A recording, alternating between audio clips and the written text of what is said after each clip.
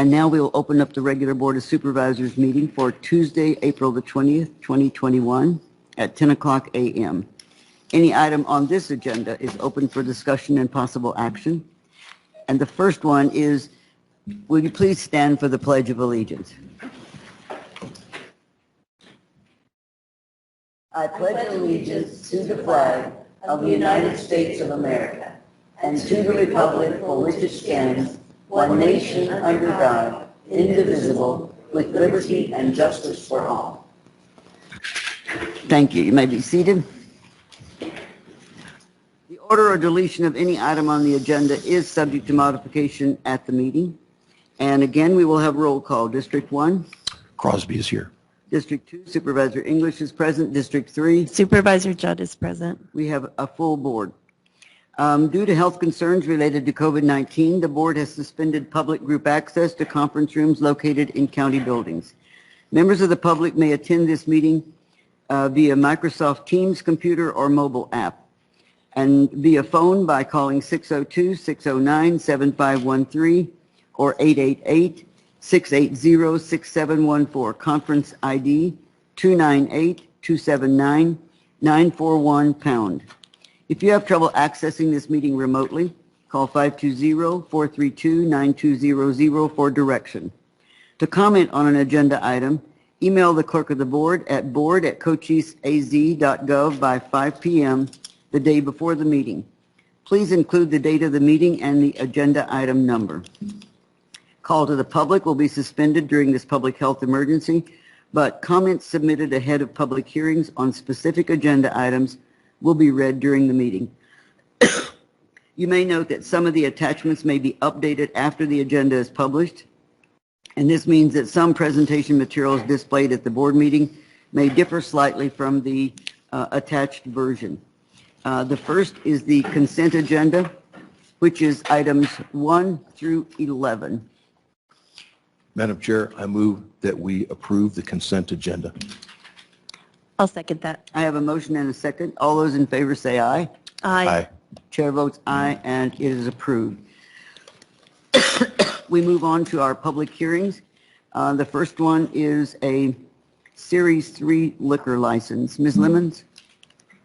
Madam Chair, members of the board, this application has been reviewed and recommended for approval by the appropriate departments. Property taxes for the parcel are current. There have been no formal protests, and the applicant has paid the $100 processing fees. Board staff is recommending approval. Okay, I will open up the public hearing on the Series 3 liquor license application. Is there anyone in the public who has submitted ahead of time, Ms. Lemons, or is present to speak on this issue? Madam Chair, there is not. Okay, there being no public wishing to comment, then I will close the public hearing and we'll look to the board for a motion information. Madam Chair, I move that we approve a Series number 3, which is an in-state microbrewery liquor license application submitted by Mr. Salvatore Joseph Torito for Torito Farms, LLC, located at 6150 South Kansas Settlement Road, Wilcox, Arizona, 85643. I second the motion.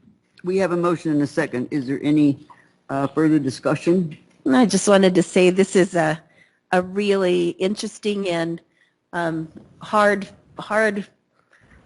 great design, hard fought for, put together project, and it's on Kansas Settlement Road south of Wilcox, and we all look forward to it coming. It's not just the microbrewery. There's a lot of other things involved, and when they get themselves going in fall, everyone should come visit. It's amazing what they've done there. Lots of innovation and fun things. So I've been watching all it. The animals? Yes, and with the beautiful fence, and they say they have gate envy. The neighbors have gate envy. It really is beautiful, and so I just wanted to shout out to Sal Torito, Dr. Torito, for putting that much interest and love into our county. Yeah, we'll hope success for them. Yeah. So we have a motion and a second. All those in favor say aye. Aye. Aye. Chair votes aye, and it is approved, and now will be sent to the state. Next public hearing is to adopt zoning ordinance 2105, rezoning from R36 to RU2. Mr. Kirschman, are you online with your presentation? Good morning, Madam Chair. I am. Are you able to hear me and see my screen? I can hear you a little, but you're a little mumbled. Do you have a mask on? I do not. I will try to speak up. Is that any better? Yeah, if you could, because there are people in the room, so we don't want to have to listen to the record to know what you've said, okay? All right. My apologies. I will try to keep my volume up, but I will be brief this morning. This request is to rezone from R36 residential 1 dwelling per 36,000 square feet to RU2 rural 1 dwelling per 2 acres. The request is to accommodate a future agricultural processing facility. It is located at the western terminus of Music Road in Bowie. The site is approximately 59 acres, and the applicant is Mr. George Lounsbury, and I do believe he was going to join us digitally just in case there were any questions from the board this morning. At the meeting of April 14th, the Planning and Zoning Commission unanimously recommended approval of this request to the board. So again, just the location, it's adjacent to Interstate 10 at the terminus of Music Road. You can see there in the center of the screen, right under the PIQ, there is an existing runway that was on the site that's not used. The facility will be located at the far southwest corner of that property, as we'll see on the site plan. Right there, they are proposing to be at least 300 feet from that southern boundary and 600 feet from the western boundary. There are some existing mobile homes that are on the eastern portion of the site. Those will be removed as the project moves forward. We have 15 factors that we use to evaluate a proposal. 11 of the criteria apply to this request, and as submitted, the request complies with all 11. Here's some photos of the site. The top left is just looking across the site. To the right, those are some of the mobile homes that will be removed. Bottom left, that is the existing RV park that is adjacent to the site. And in the bottom right, just another view of the site. I do want to note that we have received no comments on this application from the public as of this morning. So we do have 3 factors in favor of approving, that the request does comply with all 11 applicable rezoning factors. The request would be in keeping with the character of the existing development in the area, and if approved, the proposed agricultural processing would create additional jobs in the Bowie area. The only factor that we do find against is that the rural zoning does allow for a wide range of both permitted and special uses that would not have been allowed in the residential, including the agricultural processing. With that, the Planning Commission did recommend conditional approval with our 2 standard conditions that are on the screen. I'd be happy to answer any questions that the board may have this morning. Let me open up the public hearing for this to adopt zoning ordinance 2105. Is there anyone in the public or on the line who wishes to comment at this time? Any information ahead of time, Ms. Lemons? Madam Chair, we did not. Okay. Just curious, Bowie has a lot of nut trees and some farming. What are they going to process agriculturally at that location? At the Planning Commission, I believe they stated it was going to be pistachios. Okay. Let me close the public hearing, and then I will look for comments and a motion from the board. Motion. Okay. Madam Chair, I move that we adopt zoning ordinance 21-05 to rezone parcel 302-28-003A from R36, 1 dwelling per 36,000 square feet to RU2, 1 dwelling per 2 acres, pursuant to the application of Mr. George Lounsbury. I'll second it. Okay, we have a motion and a second. Is there any further discussion, comments? Hearing none, then I will call for the vote. All those in favor say aye. Aye. Aye. Chair votes aye, and it is unanimous and approved. We look now to another zoning ordinance, so I will open the public hearing on zoning ordinance 2106. Dan, are you going to present this one? Thank you.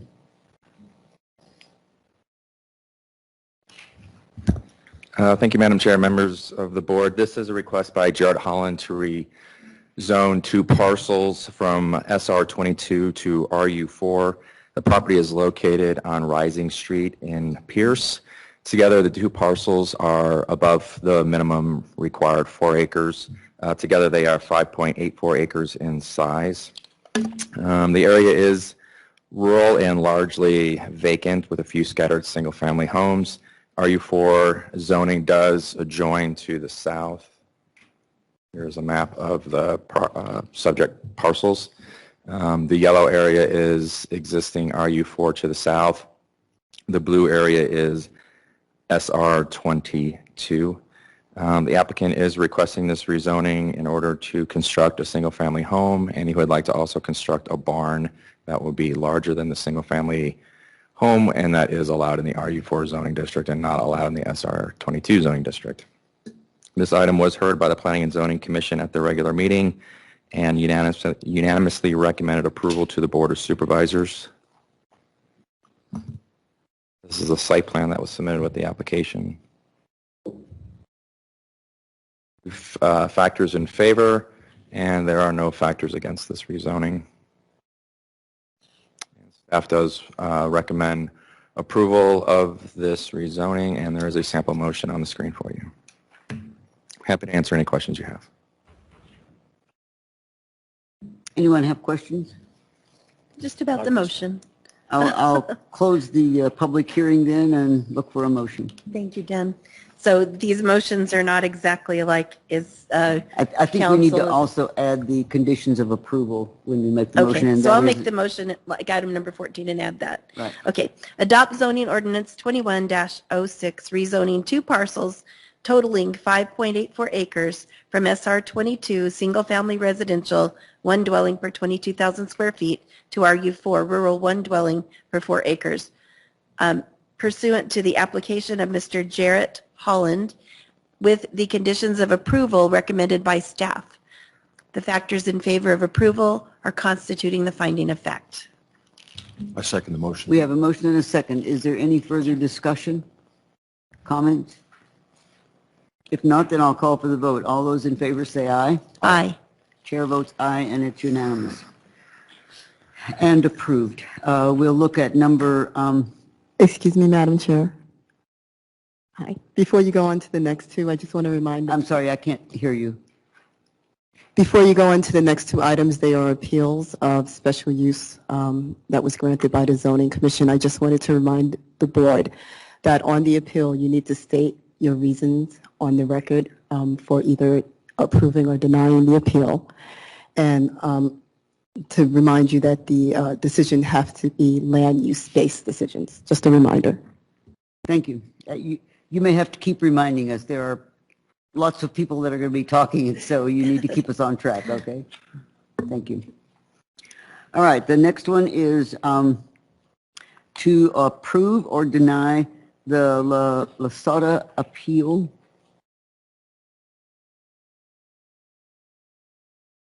Of the Planning and Zoning Commission. Now, this isn't a public hearing, but it will be conducted sort of like a public hearing, I guess. Is that the... It is a public hearing. Okay, so we'll open the public hearing. The La Sota appeal. I guess I should announce that it's SUA-21-01. And I'm assuming that there are several people who wish to speak on this, but as with any public hearing, we need to hear from staff first. So Christine, if you would.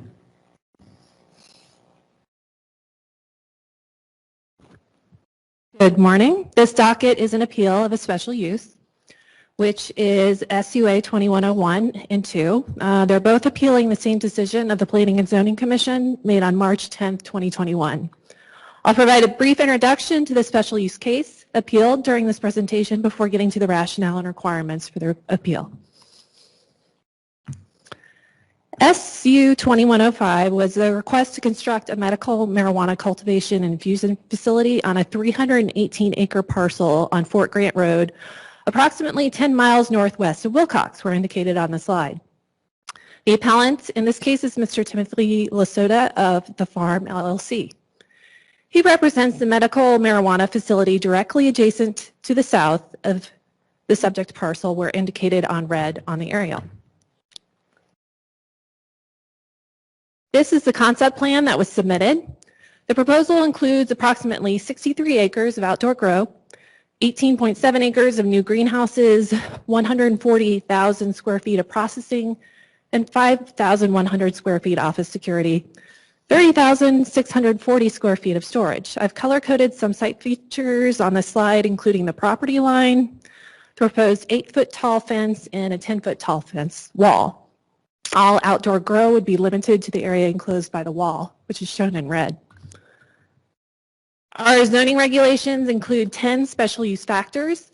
These factors represent policy decisions that largely focus on how a proposed land use will impact its neighbors, including effects on traffic, demand on county services, and whether and to the degree to which the proposed use creates off-site nuisances.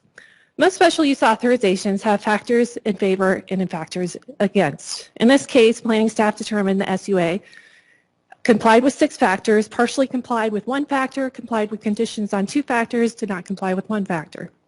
The Commission approved the special use on March 10th with a vote of 5-2. Unless appealed, the decision of the Commission is final, and the applicant is allowed to proceed with permitting and construction. Let me stress the appeal is not a retrying of the special use request. It is the Planning and Zoning Commission's responsibility to evaluate whether a special use is appropriate. Pardon me, ma'am. Yes, please. Is the crux of the issue the 4th bullet point that says does not comply 1 factor, off-site impacts? Yes. Thank you. The Board of Supervisors has the ability to reverse, affirm, or modify the decision, but the decision must be based on the appeal requirements contained in the zoning regulations. In this case, we received 2 appeals. The zoning regulations provide 2 requirements for the board's consideration in a special use appeal, which are, number 1, all reasons why the appellant believes the decision or any part of the decision was erroneous, arbitrary, capricious, or an abuse of discretion. And number 2, written presentation of additional testimony and evidence.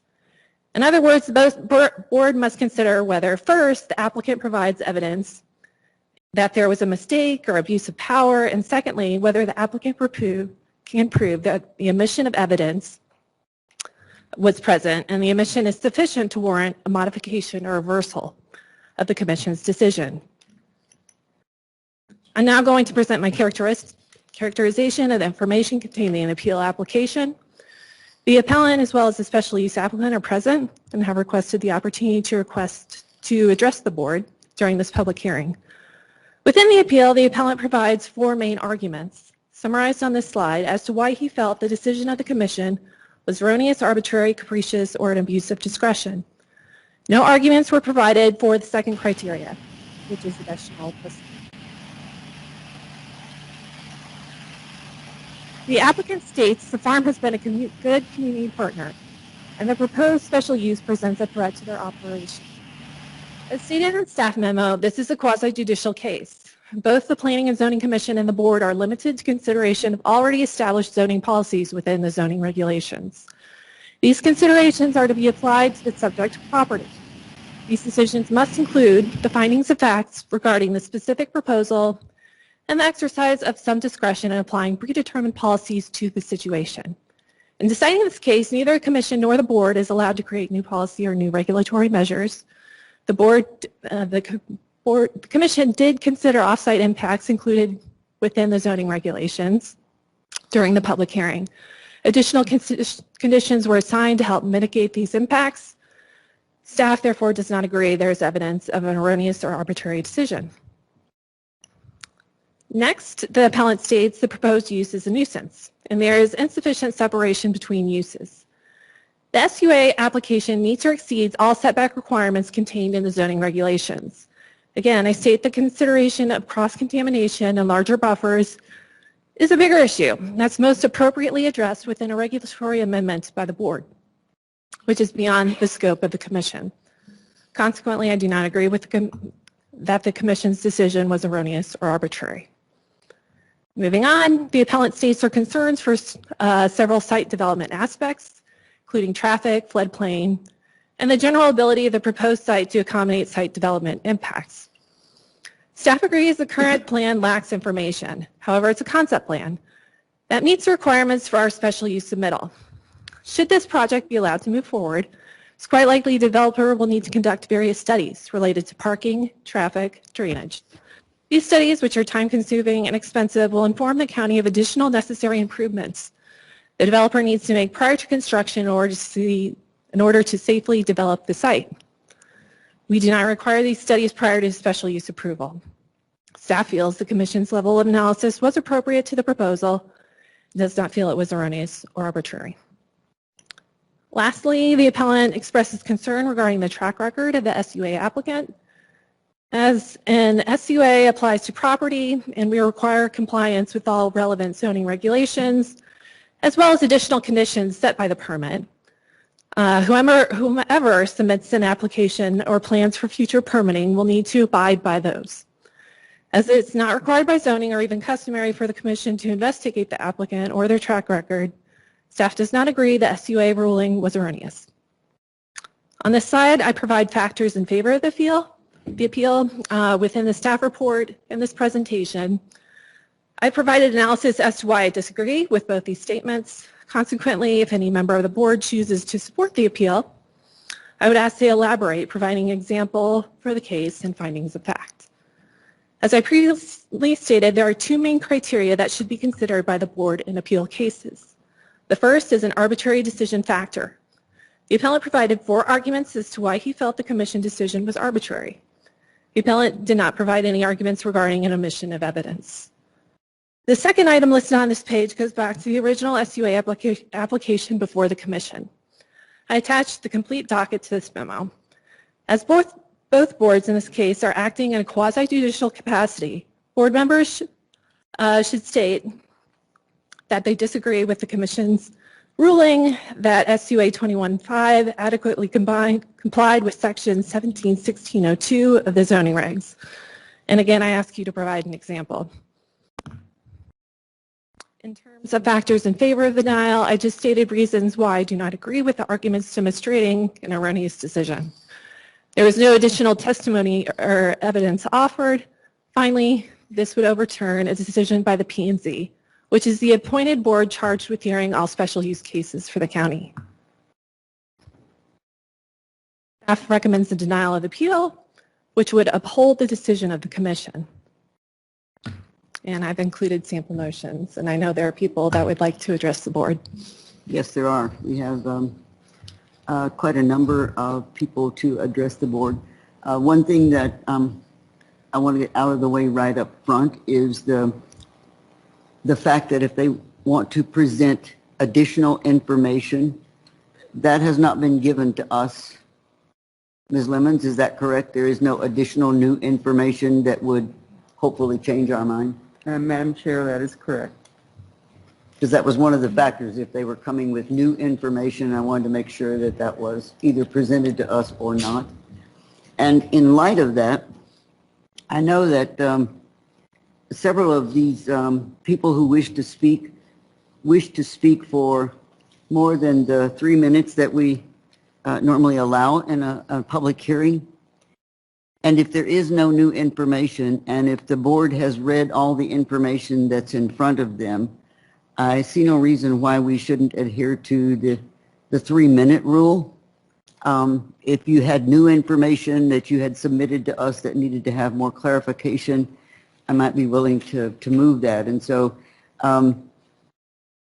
we're going to start with the, I believe it's Craig Boodle is the one who is first in line. Madam Chairman, Yes. I'd just like to comment on the time limit. Now, they may be able to do that in the 3 minutes, but I think new information can also be submitted via verbal I don't think so. testimony. Is that Can it correct? in this setting? Any new information that they wanted you to consider should have been submitted ahead of time. Submitted in board. writing then? It should have been submitted ahead of time. Okay. 3 Well, minutes? these are in your district. Do you have a feeling that the 3 minutes is not enough? I think we need to go ahead and do 3 minutes and then see how that works out. Okay. All right, we'll start with the time limit then of 3 minutes. Craig, are you present? Would you please come to the microphone and first state your name and address for the record, please? And since you're by yourself there, if you could remove your mask so that the record will be clearer. Thank you. My name is Craig Bowdle. I live in 1245 South Antelope Street in Benson, Arizona. Good morning, Chairman English, Vice Chair Judd, Supervisor Crosby, and county employees. Thank you for the opportunity to speak at the Fort Grant Williams Road SUP appeal. I've been a member of this community since I relocated from Connecticut to Cochise in 2005. I've been an advocate of this community since my arrival, becoming a member of the community relations teams of my employers, the Wilcox Playa Community Group, the Cochise County Local Emergency Planning Commission, and the Cochise County's Fire Chiefs Association. I'm the general manager of the farm, operating the existing medical cannabis operation to the property south and adjacent to the proposed site. I've been employed by the farm since we acquired the property in 2016. I'm here not in opposition of medical cannabis. On the contrary, I'm fully supportive of the health benefits of medical cannabis and very passionate about the 250 employees that are living in our community. The farm has very much enjoyed its relationship with the local community and has been a good community partner. As mentioned, most employees make their homes here or near here. In total, we have over 300 employees plus additional seasonal workers in the summertime. If allowed, this would create serious problems with employment. Finding employees with good associates, it's hard to find and already an acute shortage. With two competing operations next door, that wouldn't help the county. Both operations would suffer. If, however, the business were to choose another location in the county that would draw other employees, it would be a benefit to the county. All told, our payroll is $12 million. This is money where most is spent right here in Cochise County, boosting the local economy. Every year, we spend millions of dollars on local supplies for the farm. We pay over $200,000 in property taxes pursuant to our lease, which makes our taxes our responsibility. In summary, our contributions are significant. While this is an exciting and emerging industry, there's still much to learn. Wilcox OC's proposed use would be a potential threat to the farm, simply by virtue of its very close proximity. In the spring of 2019, we engaged and emailed Cochise County staff to consider meaningful separations distances for cannabis hemp when the Farm Bill was passed without resolution. There are risks of devastating cross-pollination of crops and transfer of pests and disease. We personally experienced mealflower cross-pollination in our crops in our early startup period. I ask that you support this appeal due to the close proximity and ask the county to carefully adopt separation distances that protect all growers in the community. Thank you for the opportunity to speak. Thank you, Mr. Gould. The next one is Paul Smithers. Good morning. Am I coming through okay? Can you see me? I can't see you, but I can hear you. Okay. I think I'm got video, but anyway, thank you for the opportunity to speak. As mentioned, my name is Paul Smithers. I am the CEO and president and co-founder of Innovative Industrial Properties, who is the owner of the subject property, and we have entered into a 20-year lease with the farm. I appear before you today to express our very serious concerns over the possibility of locating another cannabis facility adjacent to our existing facility. We sent a letter to the county on April 12th, and I hope that is before you and part of this record. You know, my company, IIP, is a long-term owner of the property, having acquired the property in 2017 with plans to, and we have plans to own the property indefinitely. We have no intention to sell it.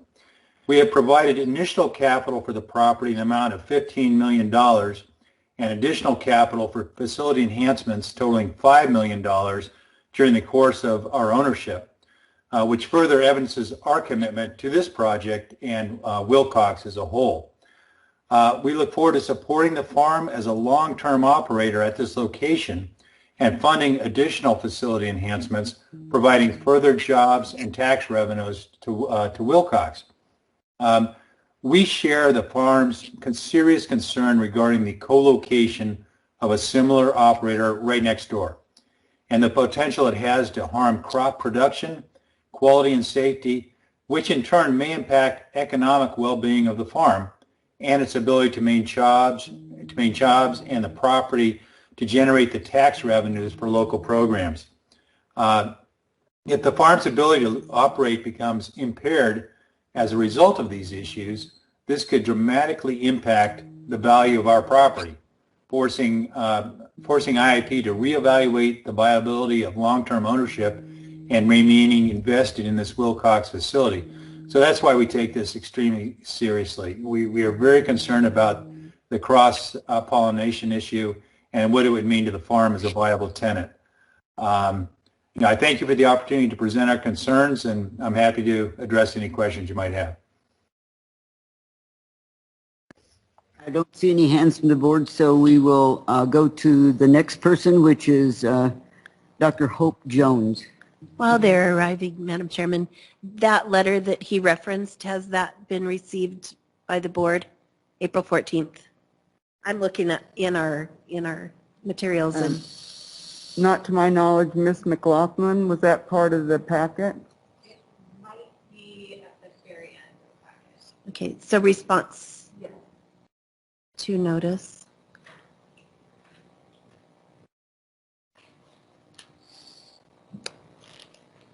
It's not really, oh, there's a letter.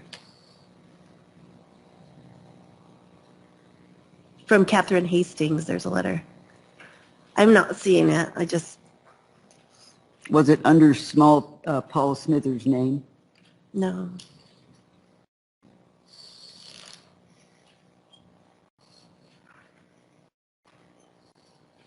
It was under Catherine Hastings' name, who is our CFO.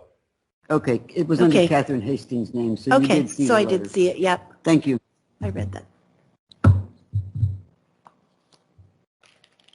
right, Dr. Hope Jones.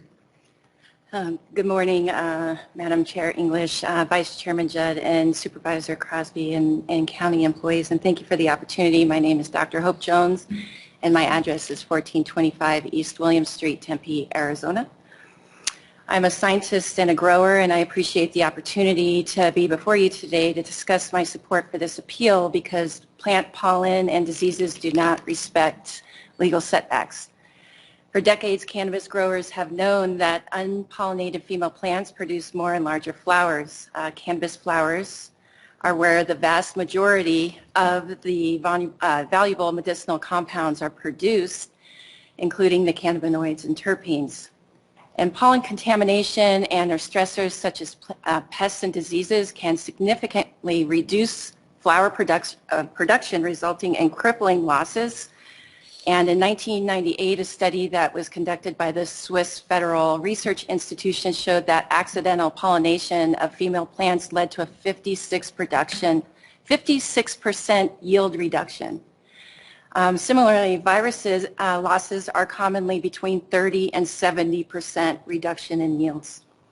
And because diseases and pests and pollen contamination compose real risk to cannabis growers, it's critical that not only appropriate distances be considered between neighboring operations, but planting and management plans should also be required.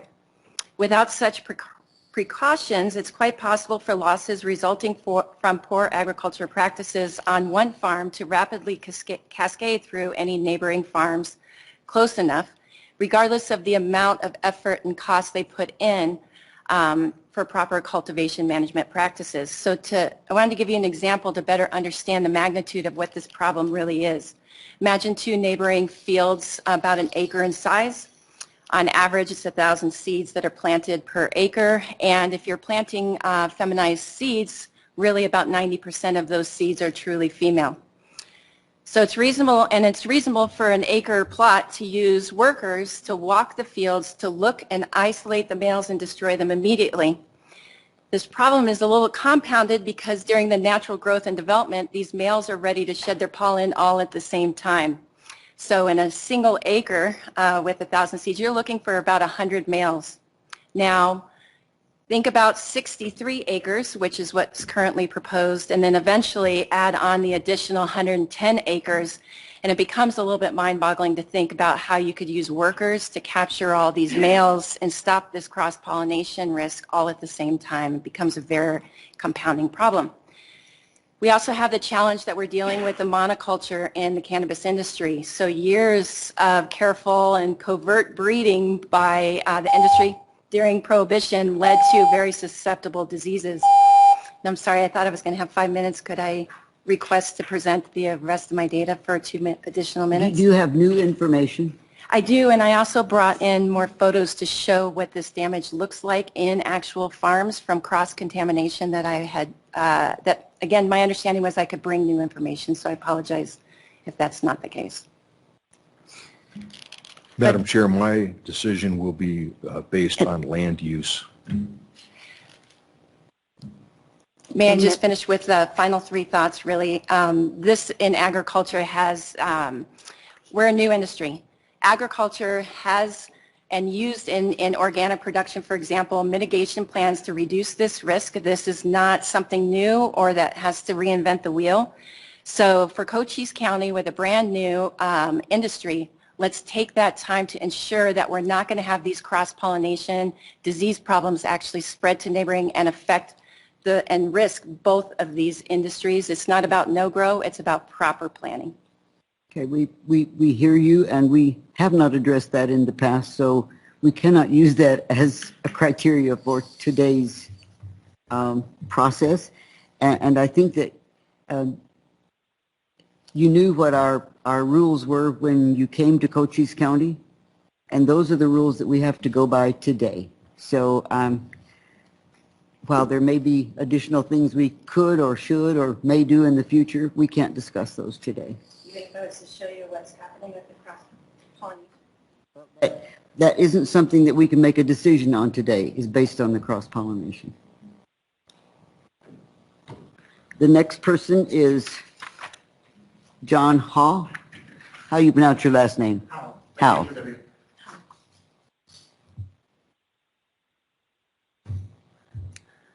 morning. Morning, Chairman English, Vice Chairman Judd, Supervisor Crosby, and all the county employees.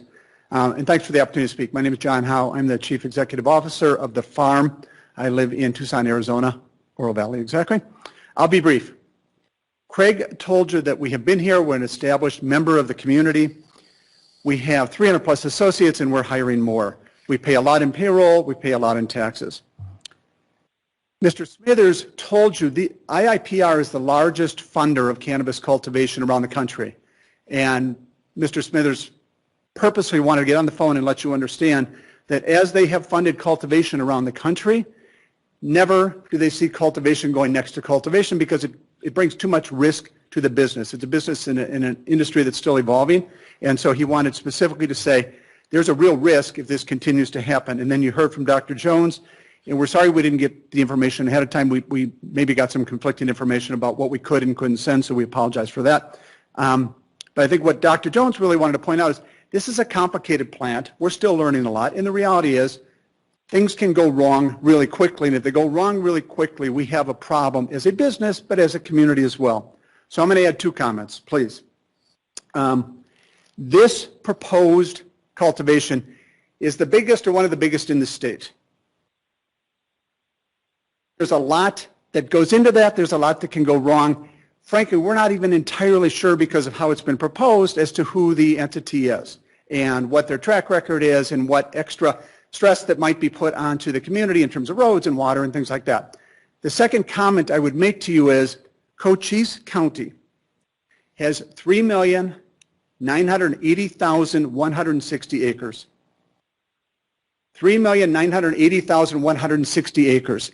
All we are asking for is come to Cochise County, add cultivation of cannabis. We believe in the industry. It's a great industry. It's a great county for this.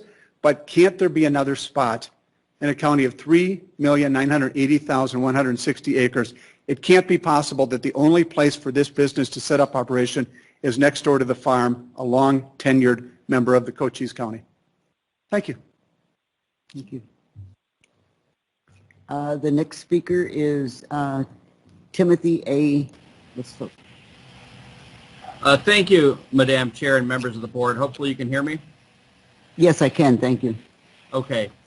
Well, thank you for the time. You know, one of the things I would say that it's come up about the setbacks and whether the setbacks can be addressed. I would like to point you to the Cochise County Code. And this is the entire reason for this special use authorization process, is so that ultimately the board makes a decision whether this is just good for the area. And I think all those criteria are completely acceptable for this board to consider. This was obviously this cross-pollination and pest nuisance issue is at the heart of our appeal. It was at the heart of our presentation before the commission before you. And this is from section 1716.02, and it talks about the different criteria. One is public input. If there is major public opposition to a proposed special use authorization request, this may indicate that the technical evaluation regarding compatibility of the use does not concur with the view of the local residents, and a recommendation of denial may be appropriate. So it's up to this board whether you think it's a good idea, and all this criteria that we've presented is fair game for you. Or you can add stipulations to it. That's also in the Cochise County regulations. You could put them further back. You have a blank slate essentially in terms of whether you want to approve this, disapprove it, or add additional conditions. One of the other things, I'm sure that the applicant will claim that this is a competition issue. It's not. Hopefully you saw the letter from Mr. Howe about we would support this special use authorization request if it were anywhere else in the county. We just don't support it right on our doorstep because it could have a significant impact negatively on our crop. If it were a competition issue, we wouldn't want them anywhere in Cochise County. So that's just a hollow argument from the other side. But the last thing is I'm probably running up on my 3 minutes, is that until yesterday, the Wilcox OC LLC, it is true, had not properly formed with the Arizona Corporation Commission. I know what staff said, well, we don't look into the applicants. But, I mean, the applicant wasn't even properly formed as an LLC until yesterday. So I think that is relevant, because if they're going to be doing all this activity, what if they do something that just in the course of their business, not even intentionally hurts someone? You got to have an entity sort of at the end of that chain. I think that is relevant. So I think there is major public opposition to this, simply by virtue of how big an operation the farm is and how important it is to Cochise County. And the board is free on that basis, or any of the other factors we listed that were not met, to decide that the decision of the commission was simply erroneous, and that it is going to reverse that decision and deny the special use authorization. And that's exactly what we would request of this board. And I'd be happy to answer any questions. Thank you. Your time is up, and I don't see the board looking like they're going to be asking you any questions. So we'll move on to the next one, which is Adam Ball.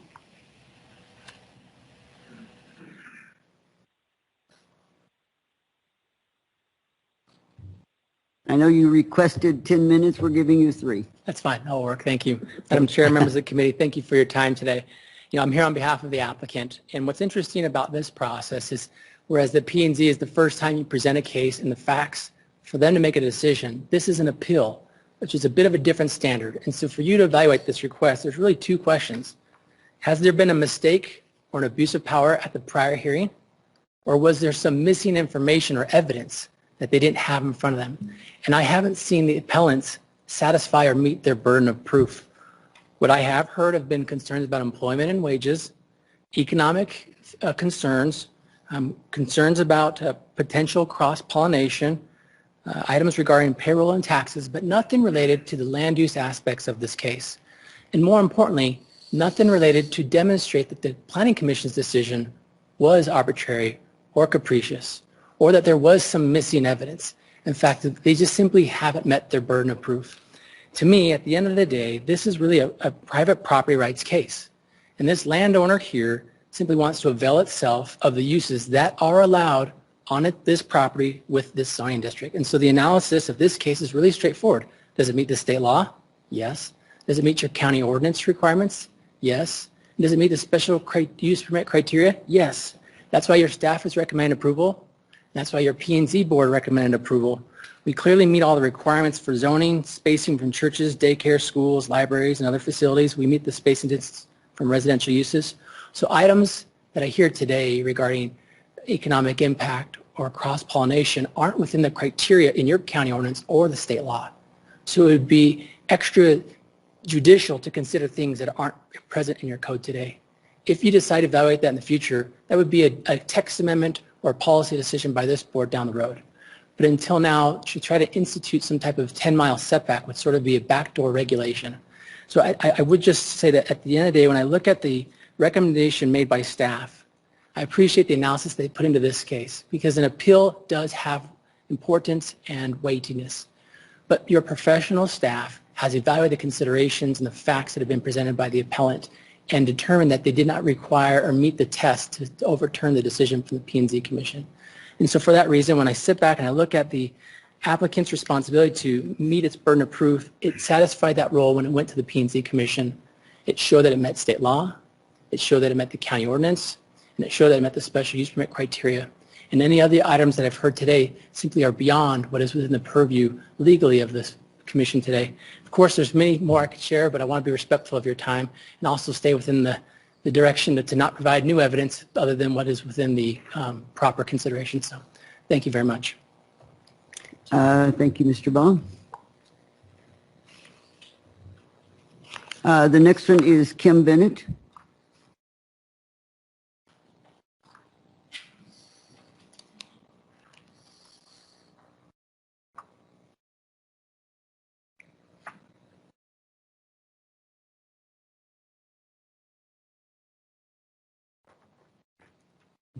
Madam Chairman, members of the board, it's always a pleasure to be here in Bisbee to testify before you.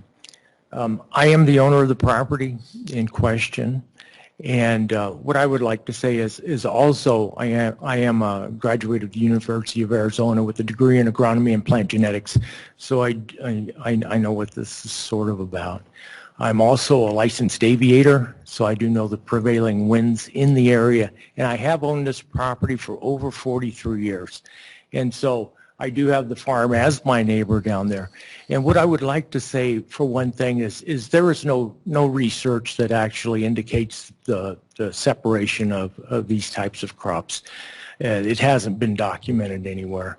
And because of the prevailing winds in the area, as in the Cochise County airport there in Wilcox, the runways actually run from 210 to 030 because the winds generally come out of the southwest and travel to the northeast.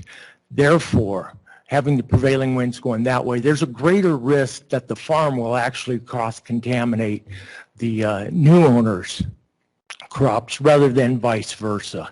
So that's generally the way the winds blow in that area. Another thing is that this is the highest and best use of this property, as we do have the cannabis facility just south of my property, and Sulphur Springs has put in the solar farm, which will be just right to the northeast of that property. So the economic impact that will probably happen there will be much greater than what I can provide for it, just farming it in alfalfa and those types of crops. And that's all I wish to say. Thank you. Mr. Bennett. Next, I have Dana Pack. Dana, online or in the? Good morning, Madam Chair. I'm online. Okay. I did plan to speak on this agenda item. However, I did not see any concerns with odor control, so I will hold off until the next agenda topic. Okay, we'll move on then. John Chapman. And Madam Chair, this is Dana Pack again. John will do the same unless you need him to confirm that. John, are you available? You asked to speak. Madam Chair, can you hear me? Can't hear John. I can hear you. Yeah, like I said, John will do the same. Do you need him to confirm the same? He's here next to me. Yes. Yes, I need him to confirm that he doesn't wish to speak because Okay, he wanted to speak. I understand. Let me grab him. He went next door. I apologize about that. We were planning on holding off to the next one. He isn't available. He isn't available. So that's the reason then. So we'll move on. As far as I know, we have gone through all of the individuals who asked to speak, be present at this public hearing. Anyone else? Okay. I'm going to close the public hearing then, and of course allow the board to ask any questions that they might need to have from the staff among ourselves. Questions, Ms. Judd? Yes. So pollination is not always just wind driven, and this might be better for our scientists, but I know that it has to do with insects and other pests. And that is something in that area that there's a lot of pollination via insects and bees and things like that. So I'm wondering if, you know, we're talking about wind and prevailing winds, but if there's still a danger of the cross-pollination. Could I butt in here just a minute? And, not land you know, use. I know it's been an interesting conversation about the pollination, cross-pollination, et cetera, but that isn't in our regulations. Okay. So it isn't something that, in my opinion, and I would certainly ask the county attorney to go in, or the planning and zoning, because they're asking you to consider and think about something to change the mind, and it isn't part of our zoning regulations. We do currently have a discussion requirements for setbacks, and those were met or exceeded in this case. They do not consider cross-pollination. Well, I was doing some research and trying to see if there's other places, quick last-minute research, if there's other places that do, and it is very prominent to have that agricultural setbacks for certain crops. So and it makes sense, and I grew up on a farm, so it's really, this is amazing to me and important to me, so just brought it up. Well, and it's okay to bring it up. I guess what I'm saying is, because of our regulations, it can't be considered a factor today. Mm-hmm. It might be something that you want to ask planning and zoning to look at in the future, to consider. When I first reviewed the materials the other day, that's the first thing I thought of too, and it's interesting that it was brought up, and I came in prepared, and very sadly, once again, the southern part of the county where most of our regulations are designed isn't very farm oriented. So once again, I just want to make that statement. Thank you. Well, I find this a little confusing. I just want to make a short statement that we have a grower who doesn't want a grower next to them growing the same thing, and they feel they have reasons. If those reasons were valid, why would someone want to invest millions of dollars in a piece of property where they knew that their crop could be damaged? I just find that, kind of that is confusing. A good point. Thank you, Madam Chair. All right, you had some questions? Yes, indeed. Tell me your name again, please. Christine McLaughlin. That's what I thought, and I wanted to make sure before I misspoke. Do you have your magic control for the slideshow? Sure. Okay, can we take a look at page 4.4?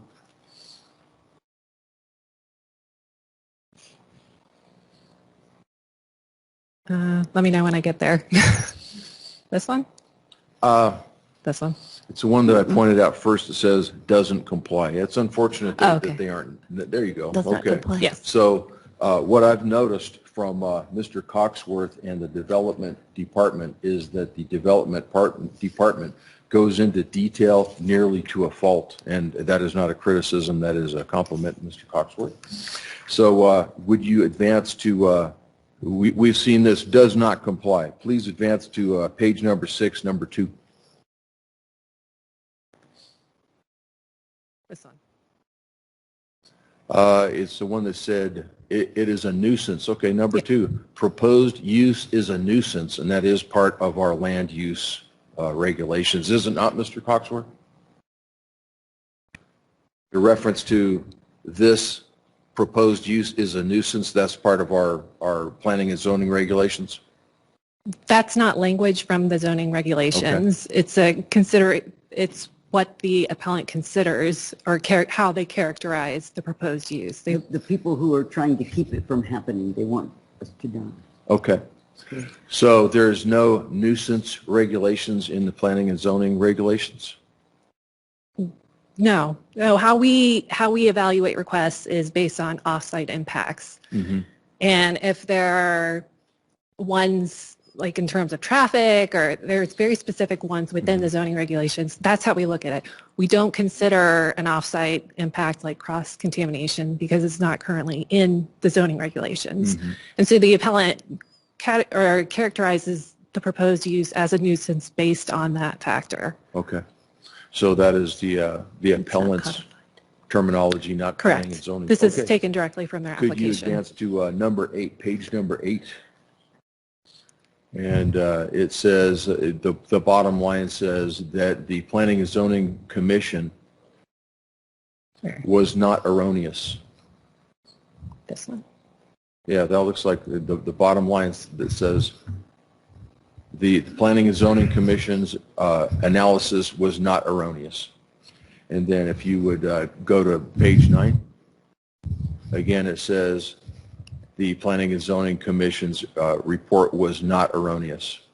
So that's what I'm looking at with regard to our land use and the analysis done by our development department. With the current regulations.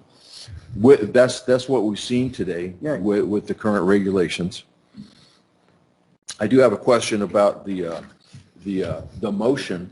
Okay. And it looks like the bottom sample of the motion says that we agree with the Planning and Zoning Commission. Would you care to look at this, Ms. Roberts? Yes, if I'm looking at the sample motion that's there, that would be the one that you use if you want to uphold the Planning and Zoning Commission. And you would need to deny the appeal of docket issue. Okay, just wanted to double check. Thank you very much. What, may I have, Madam ahead. Chairman, Christine, what was the factor they did not comply with? In this case, it's a very careful weighing, and it was with off-site impacts that I said they did not comply because although we worded the condition such that they would not be allowed to offload odor to the neighbors, my concern was whether they could do it given the current technology that's available. So it was just regarding odor, which was a nuisance. Correct. So do we have odor codified in our? Yes, we do. Yes, we do. Odor, noise, light, those are all land use. Just not anything agricultural is codified. Well, that would odor, a dairy would fall into that kind of category. Not that I Right, think okay, so dairy is agricultural. Yeah, But not anything that scientifically affects crops, so. Not. Which you said We you're don't already really talk working about on, either. so thank you. Bugs or disease. Well, the special use, Bugs or disease. it's that's for not a all nuisance. uses, not just agricultural, so we keep Yeah. it pretty general. So disease and insects and things like that are not nuisances. Not within the current regulations. Okay. I stand with the statement that we fall short. but that's okay. But Not that's- applies today. It does not apply today. That's what I was going to say, and that if you feel strongly about that, then we need to look at that and what's being offered as ways that we might want to change it, but can't be considered for today. Do I hear a motion from the group? Madam Chair, I move to deny docket SUA 21-01 upholding the March 10th, 2021 approval by the Planning and Zoning Commission, the factors in favor of an appeal denial constituting findings of fact. Do we need to have anything additional to that? You said that we needed to state the reasons. Is that reason enough? Yes, when you vote, you make your decision, you need to state the reasons for your decision on the record. And just to clarify, you're moving to deny the appeal of the docket. I know the word appeal isn't there, but it's the appeal of docket SUA 21-01. So you want to change your motion before we go any further to say to deny the appeal to docket?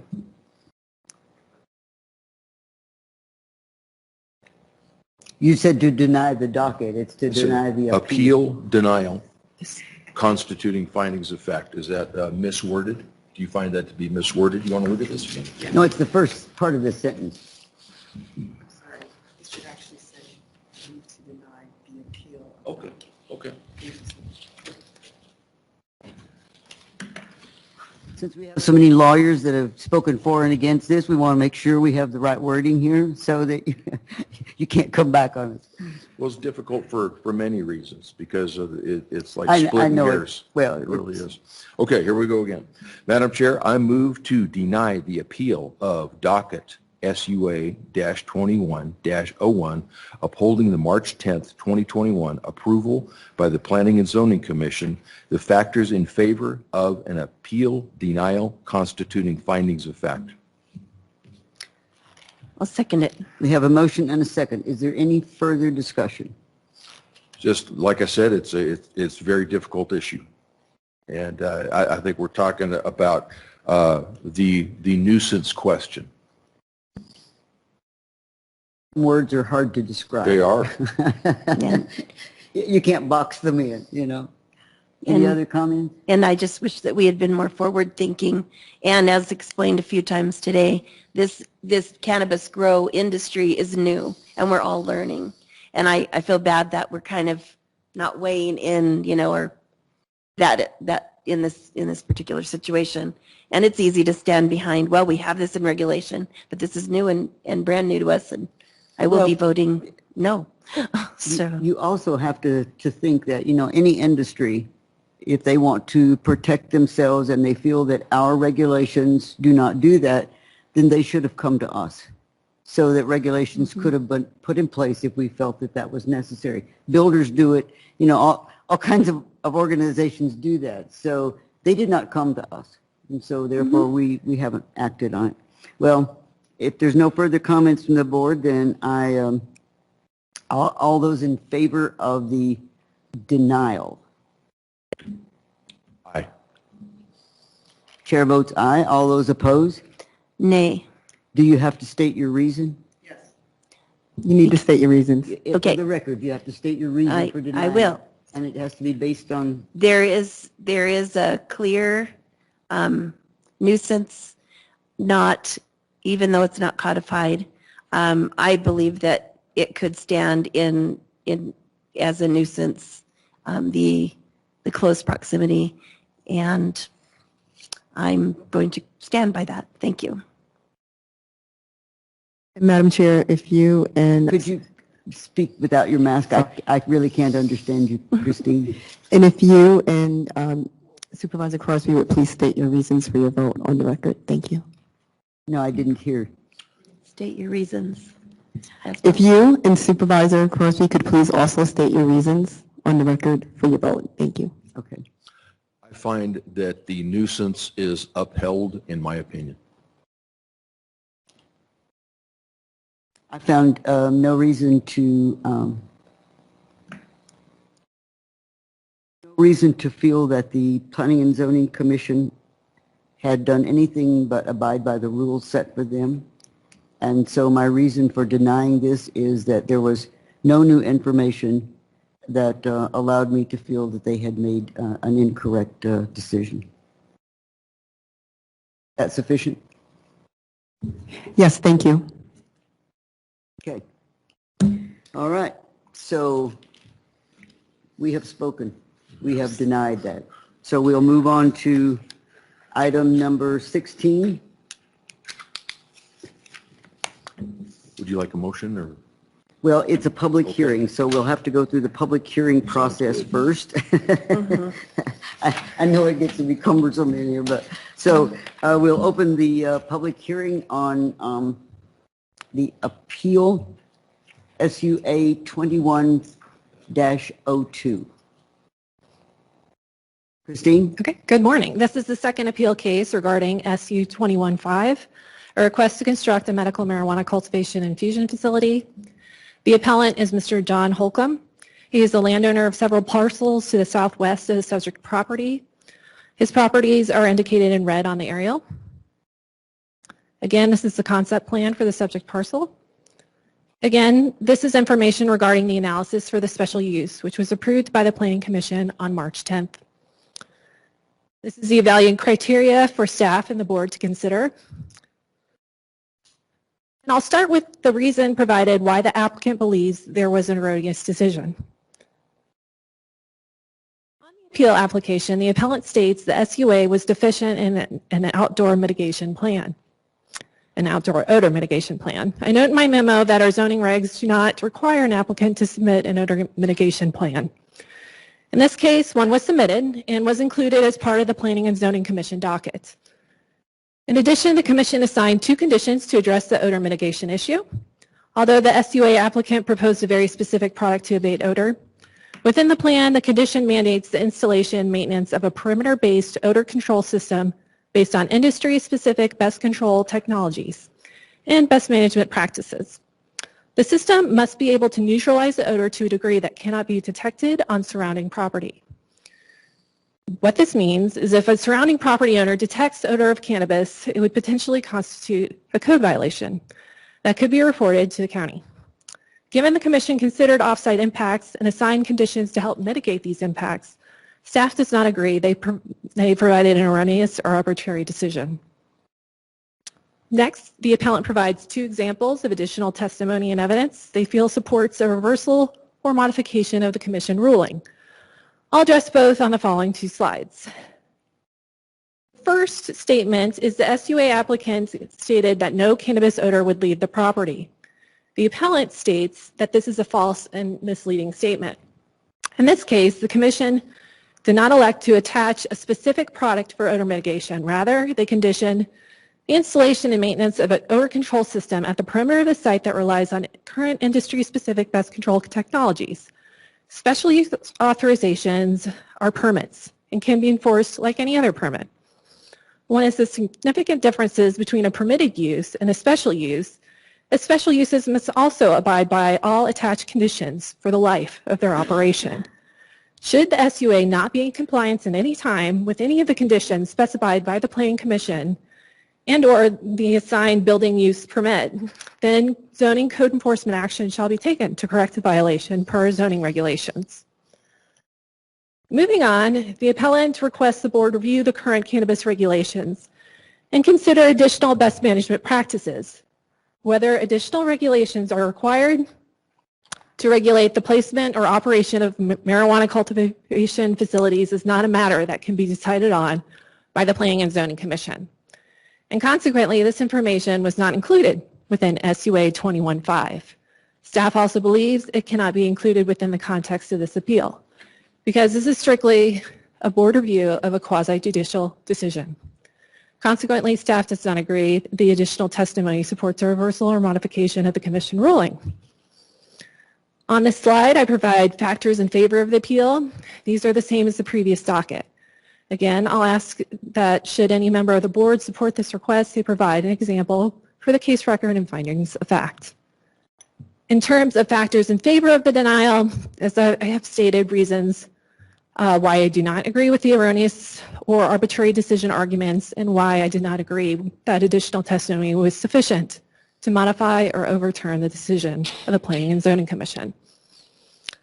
Staff recommends denial of this appeal, which would uphold the decision of the commission.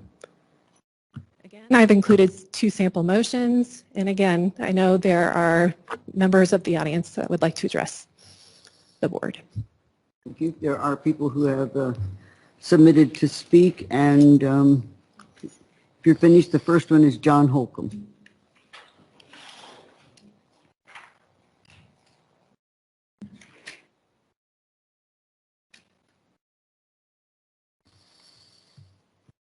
Good morning, Madam Chairman and Supervisors Judd and Crosby. My name is John Holcomb.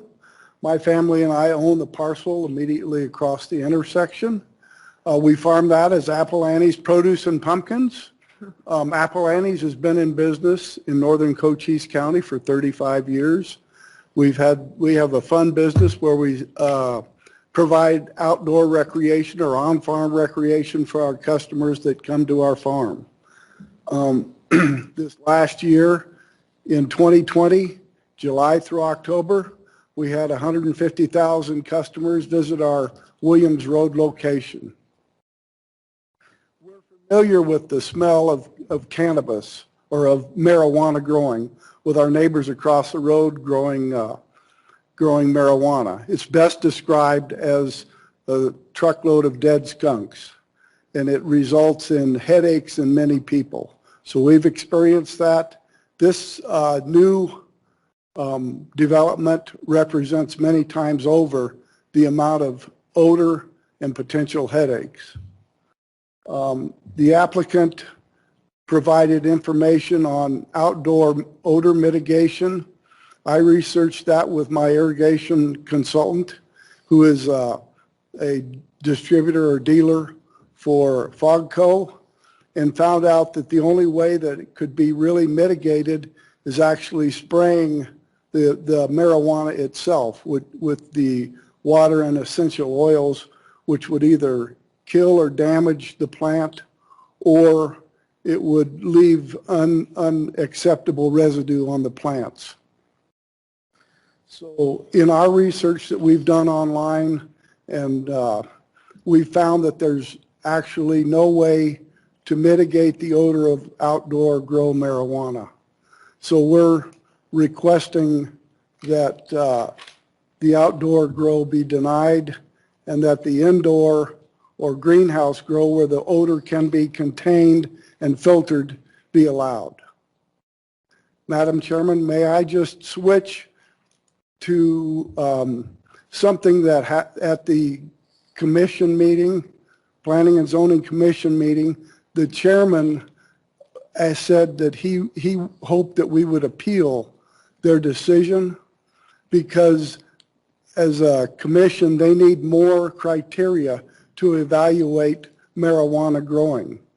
And so my wife and I have looked at Cochise County's current planning, our current regulations, one page, proposed. It's hard to really assess it because there's so many strikeouts, but basically it just, am I done? Or can I keep going? Finish your thought, Yeah. please. Anyways, we've looked at other counties within the state and other states, counties within other states, and we found that many of these counties, like Pinell County, has 9 pages where it specifically lays out what is required for marijuana growing, and the way beyond I want to butt in and tell you that we certainly can't consider that today, but that information would be valuable to us. So if you would be willing to leave that with us, yes, for a future discussion. My total sum point was to request that the board direct staff to review regulations from other counties, other states, to bring back for board consideration. That's perfect. That was, thank you very much. Thank you for bringing it to our attention and for doing some research. Next is Adam Ball.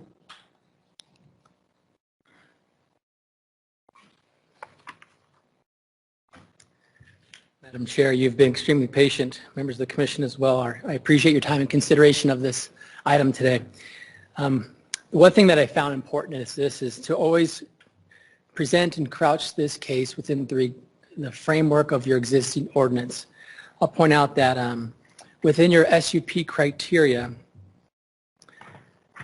your code recognized that at times special uses, the reason why they have an authorization process is because there could be times when they aren't compatible, but it doesn't mean that through the SUA process you can prescribe conditions that make them become compatible. And that's why you have a certain limited number of uses that go through this very process that we're going through.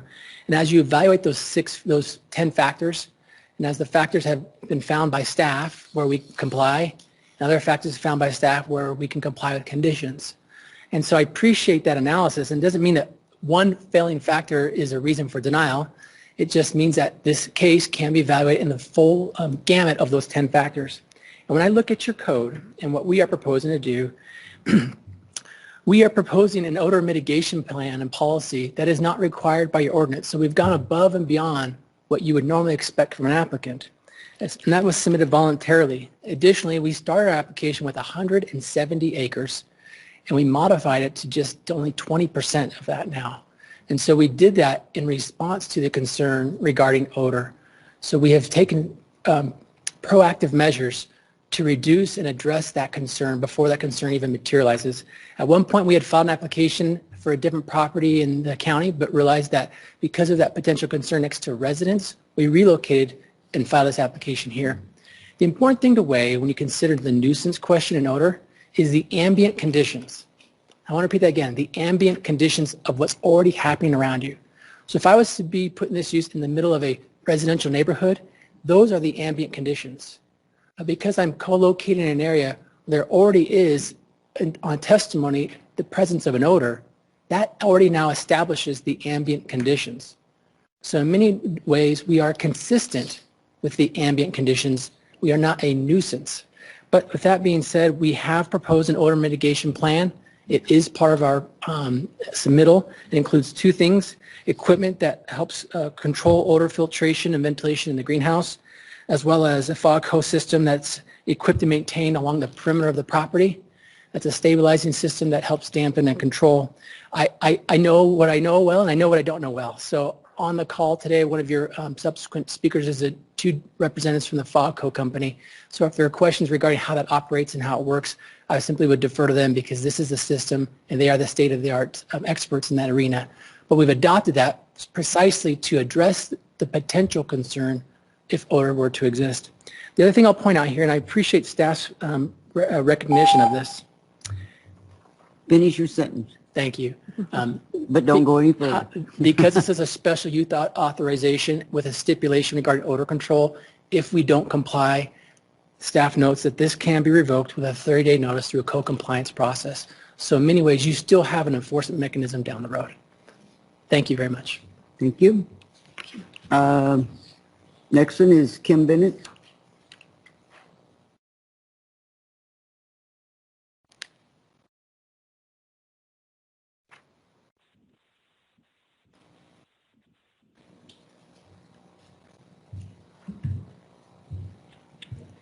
Madam Chairman, members of the board, my name is Kim Bennett.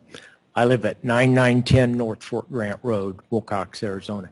And again, I'd like to reiterate that when we're dealing with nuisance and stuff, that the prevailing winds do travel from 210 up to 030, as indicated by the Cochise County Airport. By that is their active runways. And with regards to nuisance, there's a greater chance of actually Apple Annie's farm being a nuisance, as they were stubble burning a couple of weeks ago and actually filled my house full of smoke all the time they were burning. And that's because that's the way the prevailing winds go. And so the chances of my property actually going the other way are slimmer, or that's not proper English, is very slim. So I will leave it at that, and to let you know that basically the prevailing winds go from southwest and then travel northeast. So my property actually would be traveling towards the north and not towards the south. Thank you. Thank you. Next, Dana Pack, I believe, was online. Dana Pack, are you still there? I'm here, Madam Chair. Can you hear me and see me? I can hear you. Great. Thank you for your time. And those in attendance, I appreciate your time as well. I'd like to provide just a brief background of FOGCO and then give you some information on odor mitigation systems specifically, because I understand there's some new and learning opportunities here. FOGCO is an international company. We're based in Chandler, Arizona. We're founded in 1989. We have over 30 years of manufacturing high-pressure fog systems, which are used for cooling, humidification, dust suppression, special effects, and odor mitigation. For odor mitigation, we provide solutions to many different industries, such as waste transfer, landfills, petroleum, basically wherever there's an odor concern of a community and the businesses that are in those communities, we have been there. Almost 10 years ago, we brought this technology over to the cannabis industry. It was based upon 20 years of proven systems and technology. We are quickly able to establish ourselves as the leader in this industry due to the effectiveness and reliability of our products and the solution. To date, we have over 200 cannabis facilities nationwide and also in Canada without spraying the plant itself. We also have roughly 5 times that amount in other industrial odor applications. It's important to note that each design is unique and custom based upon the site logistics. We do not offer a one-size-fits-all or box approach like many others do. Our technology has been independently tested and verified by multiple third-party laboratories as well as certified odor mitigation engineers. That's somebody beyond me in technical knowledge and also an unbiased person or organization. These documents were originally submitted during the special permit process, and they are available for review and reference as needed. These documents do confirm, without it being a biased opinion of the manufacturer, they also do confirm without being an opposition's opinion, because they are more factual than they are subjective.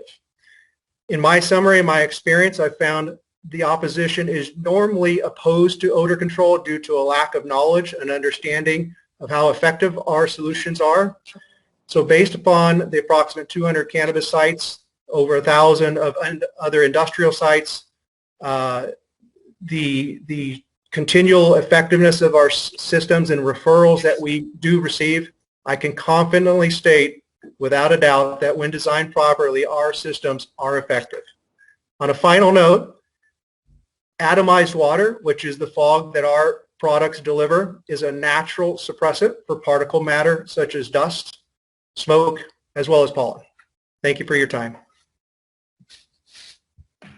Thank you, Mr. Pack. The next one is John Chapman. Is he back from his journey or is he next? There he is. Thank you. Good morning, Madam Chair. Can everyone hear me and see me? Could you get a little closer to the microphone? It's not quite coming through. Is that better now, Madam Chair? Yes. And sorry for missing the roll call earlier. As Dana mentioned, over about a decade ago, we've joined partners in the cannabis industry to fulfill the most effective odor mitigation system out there because of our previous 20-year base systems. My role specifically at FOGCO, as this year by year has grown, as the industry has grown and the need for effective odor mitigation, is a system design engineer to provide to my clients and customers the most effective system based off of their credentials and their site plans. Again, as Dana mentioned before, every design is going to be different based upon logistics, based upon open grow and versus indoor grow. Some of our customers over the last decade are the biggest cannabis greenhouse manufacturers in the industry: Nexus, FarmTech, engineering services. I do several different designs per week for each of these customers, as well as direct to purchase end users like Oasis of Arizona. But due to, as you can imagine, NDA, those names I will withhold. But during the course of the design process, based upon their site plans, every system is going to be different in the delivery and the size and scope of our equipment. But after systems have been delivered to site and installed, again, from the feedback we get from them, that they have no complaints after the fact of installation and implementation, and the more returning customers of theirs with the overall approval of the effectiveness. Again, it's my belief, as well as FOGCO's, that we know without a doubt this is going to be resulting in the most effective resolution for them in this site.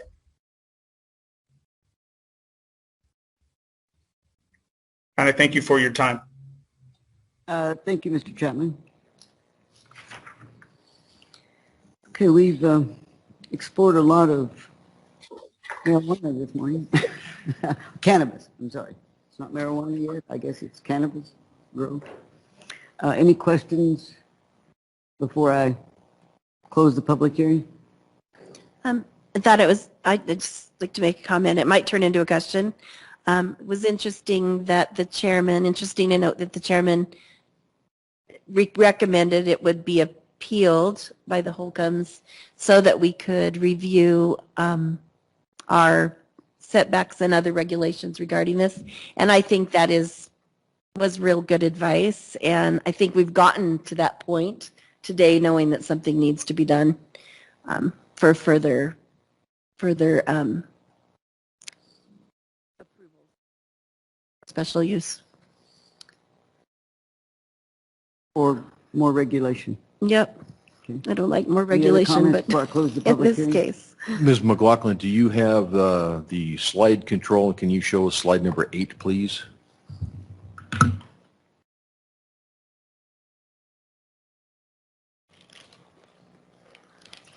It says appellant claims. There you go. This one? Maybe prior to that? There you go. Okay. So this says, as everybody can read, written presentation of additional testimony and evidence, a full explanation of the additional testimony and evidence that will be submitted with an explanation of why this was not presented to the Planning and Zoning Commission. So this says, last sentence of point number 1, applicant staff stated that no cannabis odor would leave the property. This is a false and misleading statement. So who made the false and misleading statement? All the language in italics is taken directly from the application of the appellant of this case. Okay. And they're stating that the original special use applicant made a false and misleading statement in this case. That's their statement. Does the appellant have a comment on that, the last sentence of point 1 that we're looking at here? Yeah. I believe that was Mr. Holcomb. The appellant. Okay. Mm-hmm.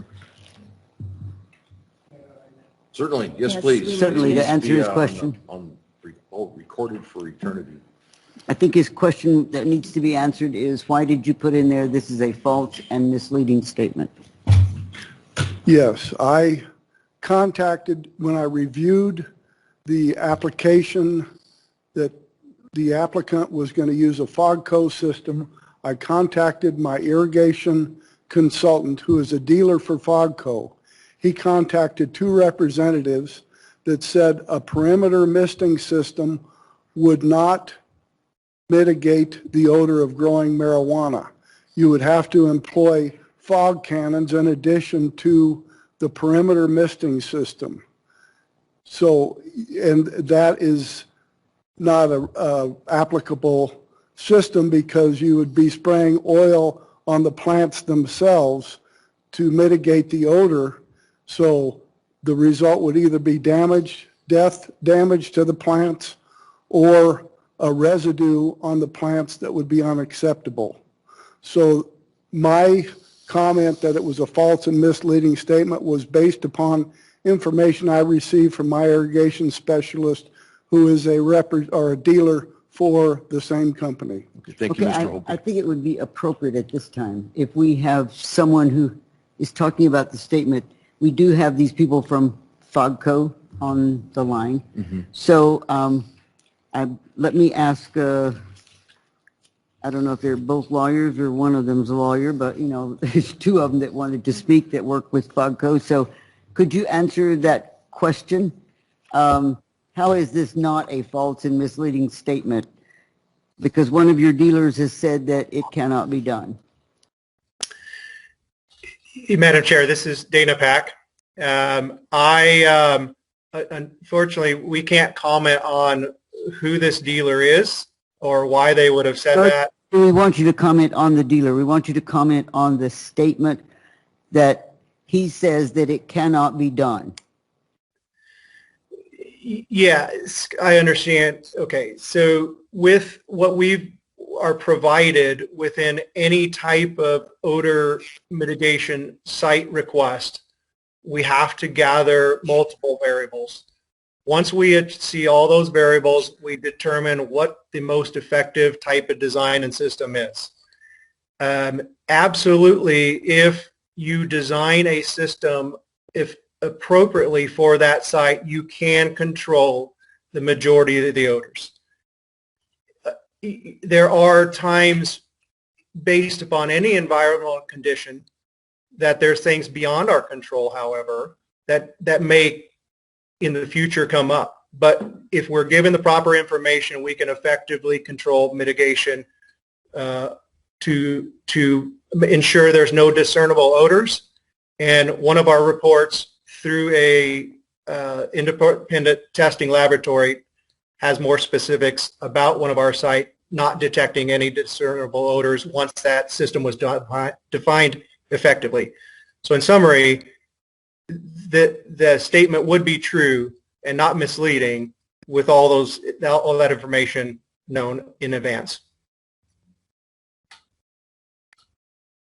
Thank you for answering. Thank you, Mr. Holcomb. Thank you. I have a similar observation on page number 9. If you could advance that for us, and we'll just, not for you, for Ms. For Christine. Ms. Kristen McLaughlin. Okay, and the other one is point number 2, page number 9, bottom sentence says, the measure of compliance, quote, neutralization of the odor from the cannabis under normal circumstances is also stated and conditioned. So this is a staff analysis. Who wrote that, or who can explain that? Which is page number 9, point number 2, the last sentence. this slide? Oh, it says a staff analysis. There you go. This That's one? it. That's it. Okay, and which statements? Okay. And I'm sorry, the question again. Okay. Next time you'll put page I numbers know, on I there. will, I Okay. When it says staff analysis and measure of compliance, then I am assuming, perhaps mistakenly, that what we're talking about is compliance with staff's regulations. Correct. So when it says neutralization of the odor from the cannabis under normal circumstances is also stated / conditioned. In other words, for them to say that that the odor would be neutralized is a condition for the staff's approval. Correct. Okay. And the commission's approval. Okay, thank you. I just wanted to make that point. Thank you very much, Kristen. Any other questions or comments? Well, then it was determined by the staff that that probably would eventually not be in compliant. That would be the one non-compliant. Because it wasn't exactly scientifically possible. I mean, well, maybe it's possible, but not. It's a very large facility. We don't have one exactly like this in this right. So we specific can't place. guarantee that that will be a. That is the condition, and we can enforce it, though. Yeah. Okay, then that was why that was the one point that was not actually in compliance. That was the one that I had concerns about. Yeah, you were concerned about. Okay. Madam Chair. Yes. I would reiterate page number 8, point number 1, the last sentence, or the last sentence in point number one, it says, no cannabis odor would leave the property. That is the claim, and that is what Mr. Holcomb was saying. This is a false and misleading statement. No means no. And I believe, Ms. Judd, the point you were making is that that would be very difficult to comply with that standard. That would be difficult. So the condition is more the neutralization of any odor leaving the facility. So it's not no, it's neutralization of any odor. Correct. Okay. No odor. They mean pretty close to the same thing to me. Any other comments, questions? Public hearing is closed. Now we have discussions, possibilities of one making a motion. I'll make the motion. And remember, when we make the motion this time, you have to state why or why not that you are voting for or against, okay? Madam Chairman, I move to deny the appeal of docket SUA-21-02, upholding the March 10th, 2021 approval by the Planning and Zoning Commission, the factors in favor of an appeal denial constituting findings of fact. And the reason is because I find that from what I read and what I understand, the claim is on page number 8, no cannabis odor, and on page number 9, neutralization of odor. And I don't think that can be complied with. I think it's very unlikely. So you're denying Okay, now wait. the appeal or now. upholding the I appeal? think we've been on both sides of the fence here. Okay. When you move to deny the appeal, Yes. that means that you're approving of what the Planning and Zoning Commission has put in place. So actually, you might not be denying this if you're not seeing them as being Okay. compliant. What was the planning? I noticed it was a split decision. 5-2. So what was the majority opinion? What did they state as their majority opinion? Has anybody got that handy? Pardon? 5-2 in favor In favor of the appeal. Yes. No, 5-2 to The vote was, allow them to approve the special use. It was Okay. 5-2. In all That's fairness, against Mr. Holcomb. No, Mr. Holcomb wasn't part of the process. originally. The appeal is of their decision to approve of what this company wanted to do on that piece of property as a special use. Okay, like I said, I don't believe that the odor can be completely mitigated, Kristen. So where does that put me on the sample motions page? That would be the first. The top one? Okay. Yes. In that case, I will, So you want to approve the appeal, and that means that you're going against what the Planning and Zoning Commission suggested as a special use. yes, because I thought the Planning and Zoning Commission ruled in the reverse. So okay, I withdraw my previous motion. excuse me, Madam Chair, I do want to clarify, if we can just, Could you take it off for us so that we can? I do want to clarify, if we can just start again with maybe making the motion over again. If you are denying the appeal, you're upholding the Planning and Zoning Commission's grant of the special use. If you approve the appeal, then you are denying or overturning what the Planning and Zoning Commission decided. So let's just be clear for the record. Okay, so the top motion overturns the Planning and Zoning Commission. Is that correct? That's correct. Okay. As I said, I withdraw my previous motion. Okay. Chair is looking for a motion. You can't act without a motion. I'll make this motion. Madam Chairman, I move to approve the appeal for docket SUA 21-02, overturning the March 10th, 2021 approval by the Planning and Zoning Commission, the factors in favor of the approval constituting finding of facts, and that would be for the same thing stated a few times today, is that they were basing their nuisance on the complete mitigation of odor, and the odor would not be an issue.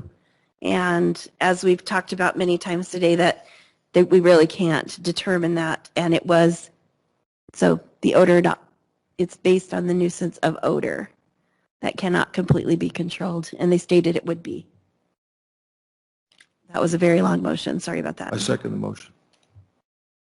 Okay, I'm not Madam Chairman, sure if I totally understand it. Yes, Christine? I'm not sure that I'm sorry, I'm not sure that I totally understand. And one of the things that I want to point out is this is the same establishment that we just looked at in the appeal Yes. Same beforehand. piece of property. Same piece of property, two different appeals for two different reasons, right? One was cross-pollination, economic impact, so forth. This one is on odor. You guys have already approved the special use and upheld the planning zoning on the first part of it. So I just wanted to make you aware of that. Can I explain why I did that? Odor was not discussed in the first one. Odor was clearly, it was clearly claimed that they would control odor, and that it would be not controlled, but there would be no odor coming from this facility. And that is clearly a misstatement.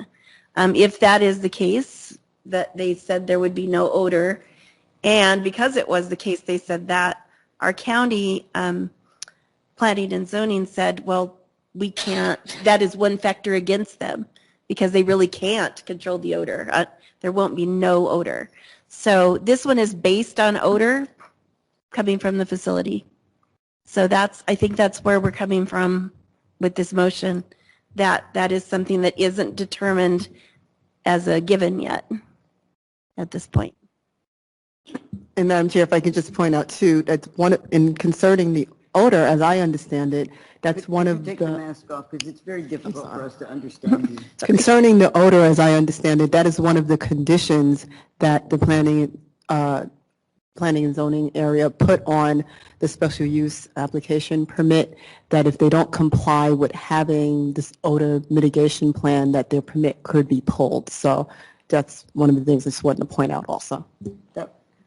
Let me intervene here and say that was my understanding also, is that while it wasn't unknown, the process of being able to get rid of the odors, they did specify, the Planning and Zoning Commission did put in there that was one of the reasons that they could pull the special use permit if they didn't meet any of these standards. So did you not read that in there, Peggy? I did not. Is that correct? That is correct. Madam, It's I a have that condition of the sentence permit. right here, and I could read it for you if you like. If this is the one you're talking about. The measurement of compliance, this is from staff analysis, page number 9. Neutralization of the odor from the cannabis under normal circumstances is also stated condition. In other words, staff analysis said that was a condition. So what I'm saying is when they passed the special use for this property, the Planning and Zoning Commission said, okay, we're putting this in here that they have to do this because it's an unknown as to how that will happen, just like many of the other things like the grading of the property. But it's stated now that they have to mitigate the odors. So I guess I don't understand how we can approve an appeal when we've already stated that they have to do that.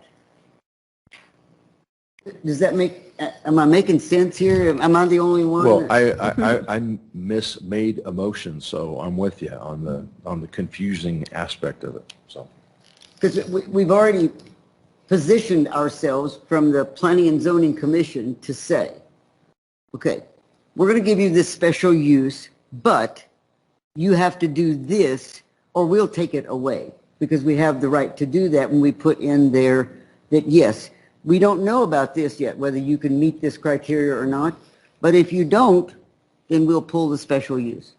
Am I stating that correctly? That is correct. That's one of the tools we have it's a zoning tool. So we could also fine them. We could also request they do a modification. We could take measures against them if they Correct. do not, if someone comes in and says, by the way, they're not doing anything about odor, then we have the basis to go after them. I don't know that we have the basis to approve the appeal because we've already covered ourselves by saying you have to do this. Neutralize the odors. Because that's where my confusion comes from, is the fact that we've told them they have to do this, and now we have to give them a chance to do it before we can pull the special use permit. Madam Chair, that's the correct understanding. It's not like odor was not a consideration that the P&Z looked at. They looked at it, they conditioned it, they approved it. The standard that you're looking at now is whether, it was erroneous, capricious, or arbitrary is really the standard. You're not for lack of a better term, relitigating the merits of it. So the decision was not erroneous. However, the statement in the statement by the organization that was seeking approval was erroneous, but that they couldn't control it 100%, even though they said they could. So that there would be no odor, there will be chances of odor. But the Planning and Zoning Commission corrected that statement throughout their process of approval and made it conditional. Yes, so they've already made it the condition. So it was actually answered. Do the appellates understand How would you overturn their decision because they've already covered that? Yeah. That's my question. They've covered the concern of the... We do not consider it an omission because it was considered by the commission. Right. And that's one of the true... So it wasn't an omission nor erroneous. It was corrected in the commission process. Yeah, staff would agree with that. Everyone knows where I stand on this, boy. But I think that I'm going to have to make sure that your stand isn't emotional and that it's based on solid information. And that's why I'm sort of holding this so that we can make sure that the verbiage that we use is correct. I know where you're going and you want to do something about this, but I guess what I'm saying is we've got to make sure as a board that we're standing on firm ground legally of what we're doing. Mm-hmm. So, Madam, you looked at it now and realized that the Planning and Zoning Commission has covered what you thought was a problem because they've already said if you don't meet this criteria, then we can pull the special use. We can overrule the Planning and Zoning Commission. So that's what I'm voting for by voting for the top motion is to overrule the Planning and Zoning Commission. Isn't that correct? You can uphold, you can overrule, you can modify the Planning and Zoning Commissions, but it has to be land use basis, and the standard has to be that the Planning Commission did something erroneously, arbitrarily, or capriciously. Okay, you ready to make a motion now? The motion. I did withdraw mine. And I seconded it, did I not? Mm-hmm. I believe I did. Okay. So, so we could modify what the Planning and Zoning Commission did? Correct. It is within the board's power to modify, yes.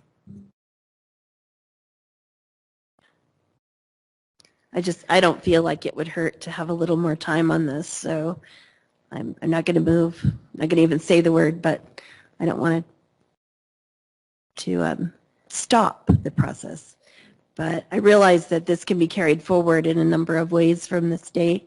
This isn't the end of the end, but the advice given just keeps coming to my mind that this is important enough that we need to move forward as a department. And I don't know, I'd like to see we really get it. You really get it. We need to move forward with stuff that will help in this situation. Help the neighbors, help the businesses that are next door. okay, we have a motion and a second, and it's my understanding that the motion is to approve the appeal of docket SUA-21-1 2021-02 overturning the March 10th, 2021 approval by the Planning and Zoning Commission. The factors in favor of the approval constituting findings of fact. So, all of those in favor say aye. Aye. Aye. Chair votes no, but it does pass. And so I would ask each one of you to state your reasons for the record. I'll go first. Okay. The planning and zoning did not find that they would be, oh wait, it needed mitigation. The planning, our department did not find that the nuisance as far as odor was appropriately handled or could be appropriately handled, and therefore suggested against finding that item of nuisance, including or only odor nuisance, could not sufficiently be done. So they did actually find them lacking in that area. So odor mitigation being the focus of this, I really think that that's a big deal. I think that it's not a for sure thing, and there is evidence that it would not be effective. And that's why I would appeal this. I would allow this appeal. No, you approved the appeal. Yep, allow or approve. Same As I thing. said, it says applicant staff stated no cannabis odor would leave the property. And that is a very strong statement. I don't think that can be done. And if that puts me at odds with members of the Planning and Zoning Commission, I accept that. Okay. My reasons for wanting to deny this are the fact that I believe that the Planning and Zoning Commission adhered to all of the rules that the Board of Supervisors had made, and that they made the appropriate decision based on those rules to allow the special use. Is that sufficient for each one of us, Christine, for the record? Yes. Okay. All right. I feel like we've been in a fight competition this morning. We all do. Thank you, the chairman. All right, let's look at under all of this paper. There must be the rest of my agenda somewhere here. And I'll find it in a minute. All right.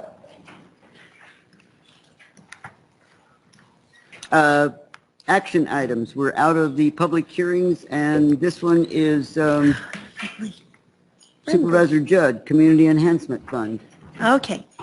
So for about 6 months, I've been following a project with the the Sunsites Park Improvement District. Well, it's not really a legal improvement district, but the Sunsites Park organization, and they are working actively to improve their area.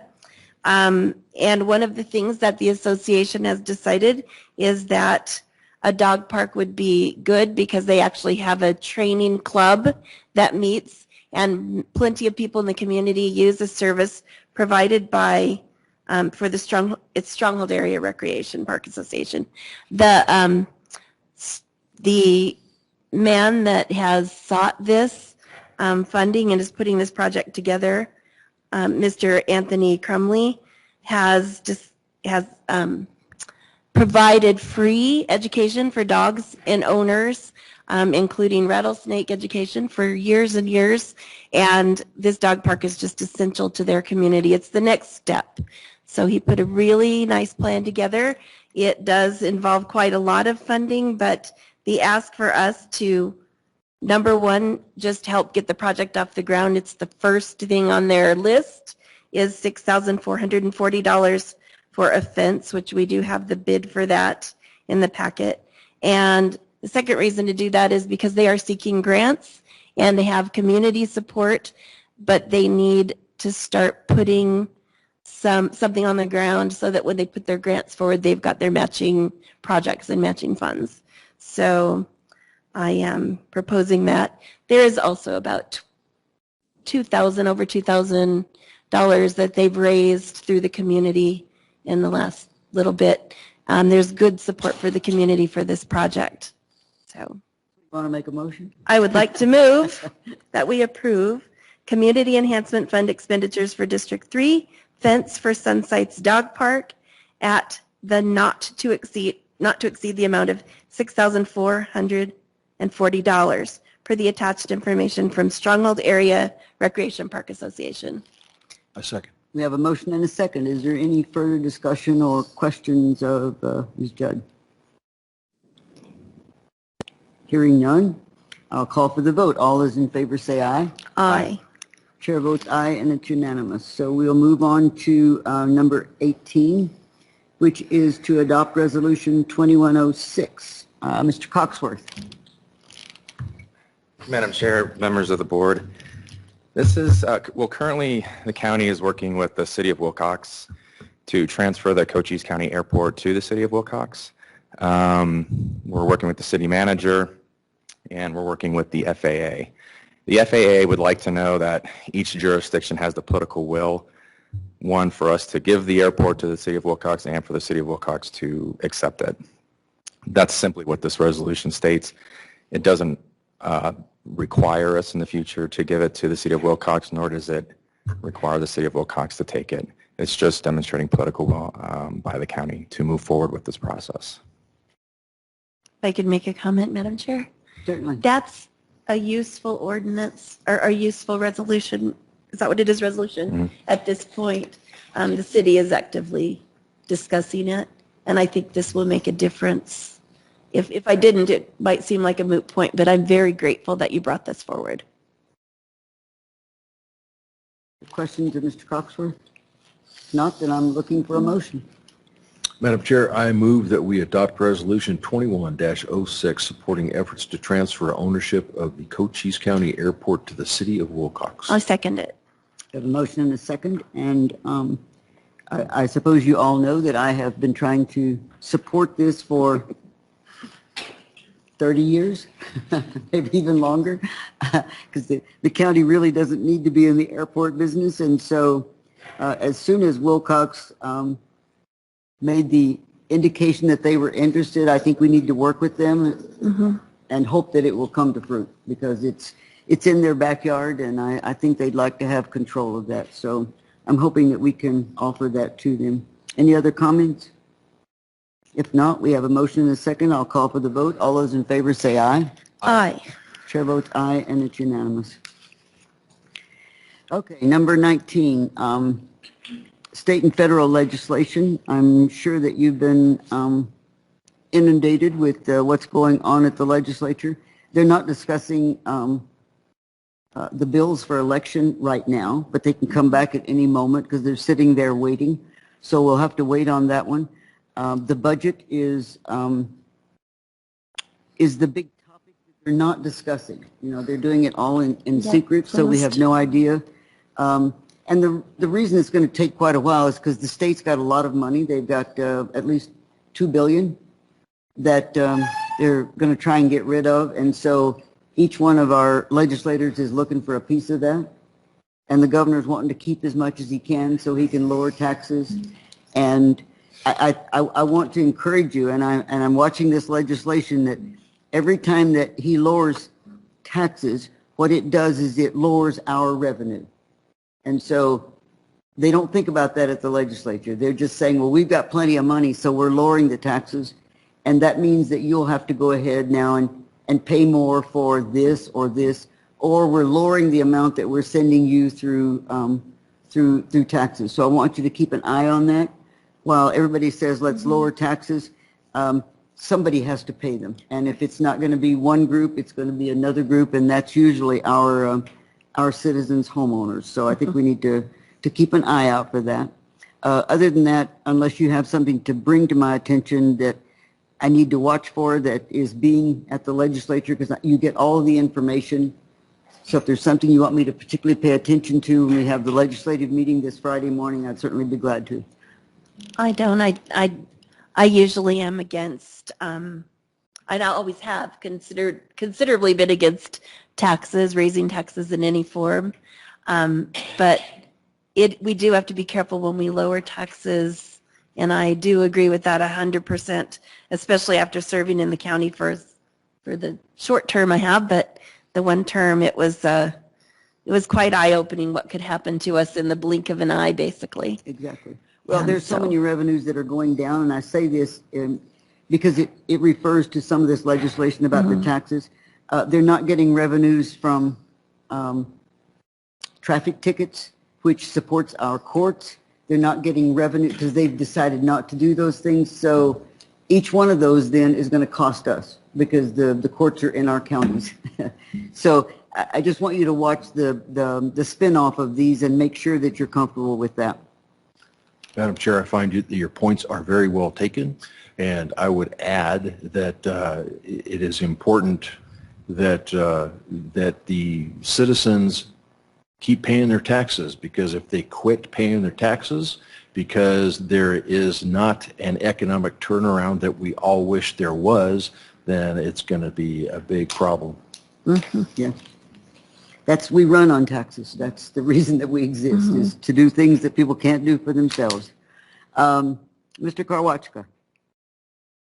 I'll keep my update brief because this is a long meeting, but we are still progressing at the admin building where we should get, the whole goal is to move people out of the old high school into the admin building, and they've redone the second floor portion or third floor portion to move another component over from the old high school to the admin building, that being the legal defender's office. So we're progressing nicely into, hopefully, before it gets cold again, get everyone out of the old high school. Okay. I was hoping that you would mention, because usually you're talking about staff, and there were 2 staff that I noticed on the CSA website had taken the leadership courses, and so would you like to comment on that? Because I think they deserve the recognition for having gone through that process. Yeah. It's Jason Facio. So yes, and then the 2 is Judy Lynn and Alda Orduño have taken those courses. Elda wasn't mentioned on this one. Jason Facio and Judy Lynn were the ones that were mentioned on this current. Alda did take the course. Good. Completed it too. So 3. Well, and there may have been more, but I hadn't seen that in the past, and I thought it was quite an accomplishment for them to do on their own, to take these courses. So Yes, and improvement to our overall leadership. Right. Thank you. Thank you, Madam Chair, for bringing that to the attention. Well, usually you're congratulating someone, and that's why I didn't mention it earlier, as I thought you were going to. It's Mr. the long Crosby, board. It's the long any board. current events? I'm hoping to go to Phoenix on Thursday, but I don't know that that's going to, it depends on whatever the legislature's going on and so on. So I don't know, but that's what I'm hoping. To go It's a testify? current event, but it's our current hope. Right.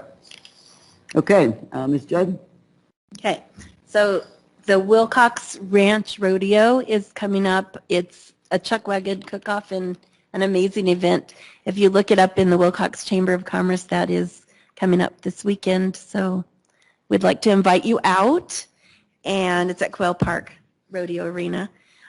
Also, the mayor announced at a meeting I was at a few days ago, and we've had many discussions, is that with other people in the city, TA Truck Stop is going to be joined by a Love's. Right across the street will be a Love's truck stop next to TA at our main interchange in town. And that's a big community boost. They're already moving forward with their project, so it's been approved. Are they getting rid of the eatery that's there on the corner? Oh, it hasn't been there for a while. What was there the last time I was in Wilcox? Yeah. Oh, the TA truck stop? It's still there. The Love's truck stop is in the vacant space directly south of the TA truck stop. Okay. All right. I have no current events to report except for the fact that we did have a nice ribbon cutting on the sewer facility in Bay Acres. And so now we have people that are not using septic tanks anymore, and certainly an environmental asset there. So before we leave, I want to let you know that the next work session is at 11 o'clock. 15 minutes ago. And it's on the flood control district projects. So we've had neither food nor bathroom breaks, Jackie. So maybe we could have a slight discussion about whether we want to take a 10-minute break to refresh and come back in for this one, or if we want to go straight through. What does the board wish to do? Yeah, just curious how long it would be, how long our next meeting will be. We probably need a break then. We're all looking for whatever time you guys want to start. If you want to start it at 1 o'clock or whatever it is. I think we only need 10 minutes at the most. I think I would prefer for us to take, a 10-minute break, so that we can then, get the information out there. I get a little cringy, when I have to do this because we had a problem the last time that we broke from one meeting and went to another one, and they're going, oh, wait, they didn't adhere to it. So with the concurrence of the board, the county attorney, the people that are here, the people who are online, we are going to take a 15-minute break, and by my watch, that means that at 12:30, we'll be back in here to have our 11 o'clock scheduled meeting for the flood control district project. Or in the meeting room? I think they're already set up in here, so let's do it in here so they don't have to reset things up. Oh, you've already set it up in there? Okay, then I'll change of tune. We're going to the other room, which is the conference room for the flood control district projects meeting at 12:30. All right. Meeting adjourned.